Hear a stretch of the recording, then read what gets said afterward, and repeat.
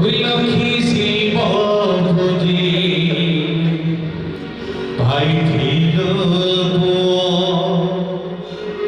পূজারিলে নাহি তো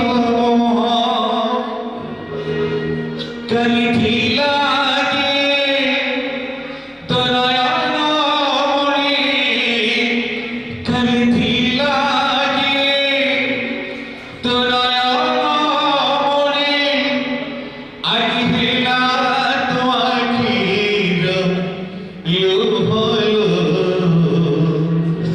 আজি হেলা তো আখির লোভ আজি হেলা তো আখির লোভ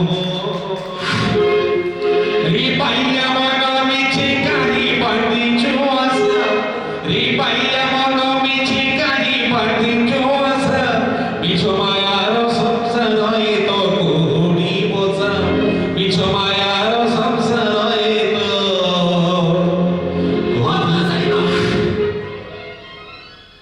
ସମୟା ସମୟା ଯାଉଛି ସାର୍ ଭଲ ସେଇଠି କୋଉଠି ଗୀତଗାଇ ମୋତେ ଡିଷ୍ଟର୍ବ କରୁଛି ଭିକାରୀ ବୁଢ଼ା ହେଲା ସାର୍ ଏକ ଦିନ ଧରି ସେଇ ରାସ୍ତାରେ ବସି ଗୀତ ଗାଇକି ଆସି ଗୀତ ମାରୁଛି ତମେ ଯିବ ତାକୁ ସେଇଠୁ ଉଠେଇବ ଆଉ ଯଦି ସେ ଭଲରେ ରାଜି ନବ ତମେ ତାକୁ ପୋଲିସରେ ଦବ ଯାଅ ହଉ ଯାଉଛି ବାବୁ ଯାଉ ସେ ଭିକାରୀ ସେଇଠି ବସିବ ପୋଲିସକୁ ଖବର ଦେବା ଦରକାର ନାହିଁ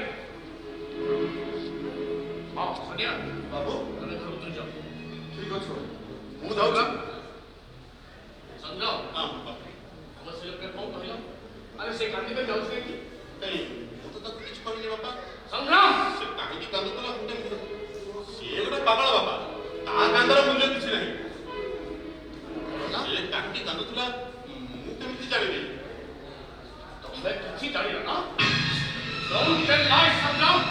I know who is he. अरे तमें वो जब बड़े को बिछा कभी किंतु बगैर तो संग्राम सौता के वे भी रुचि रहे ना अरे तमें लगे एक घरे रही वाली इच्छा होती आओ हमें मरीजों को कथा अरे रेखा को नहीं तमें कोई खराब ना करी हो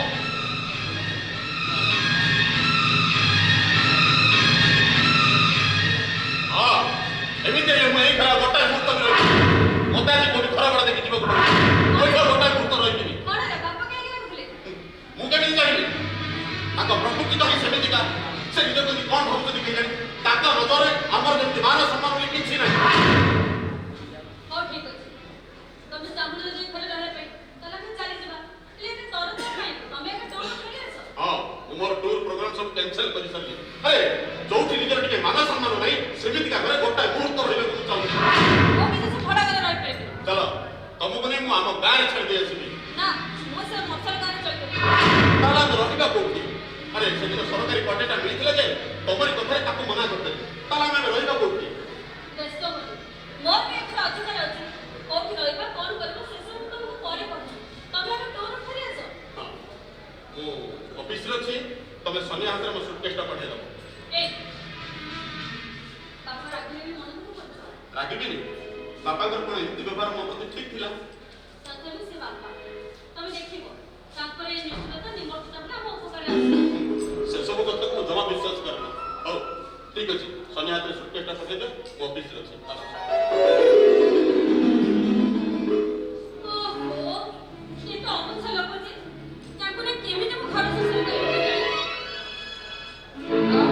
ରେଖା ବାପା ଆରେ ବାବା ସଂଗ୍ରାମଙ୍କର ଘର ଖୋଜିବାକୁ ଗଲେ ନାଇଁ ବାପା ସେ ଟୁରରେ ଚାଲିଗଲେ ସେ ଆଉ ଏ ସହରରେ ରହିପାରିବନି ରେଖା ଏଇ 7 ଦିନ ଭିତରେ ମୁଁ ତାର ଟ୍ରାନ୍ସଫରର ବ୍ୟବସ୍ଥା କରିଦେଉଛି ଆରେ ସଂଗ୍ରାମରେ ଯୋଉ ଅଧନ୍ତ ମୁଁ କେବେ ସହିପାରିବି ବାପା କ'ଣ ହେଇଛି ମତେ କହିବନି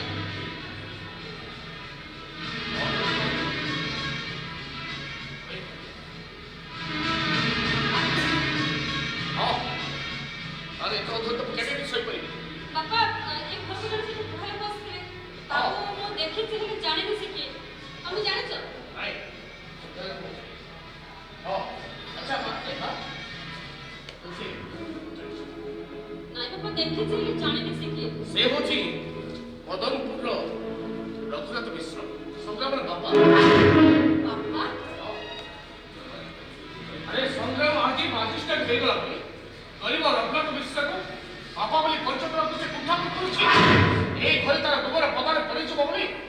ଆରେ ସେ ରଘୁବଂଶ ଯେତେବେଳେ ଏଇ ଘରକୁ ଆସୁଛି ତାକୁ ଧକ୍କା ଧରିକି ଘରୁ ବାହାର କରିଦେଉଛି।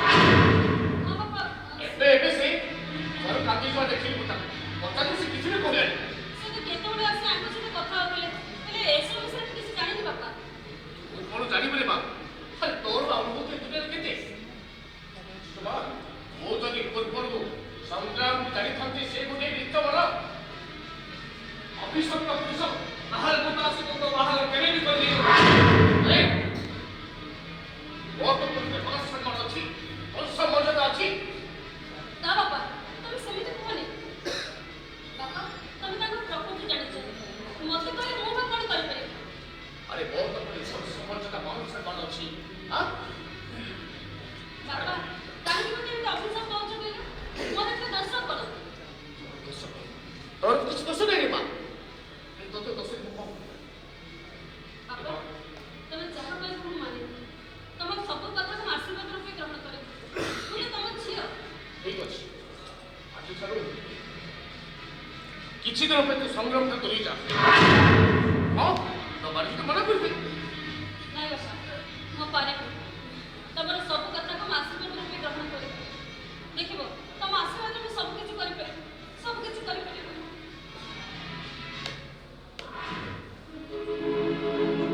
ଏଇ ତ କଠୋର ପରୀକ୍ଷା ଆରମ୍ଭ ହେଇଗଲାଣି ମା।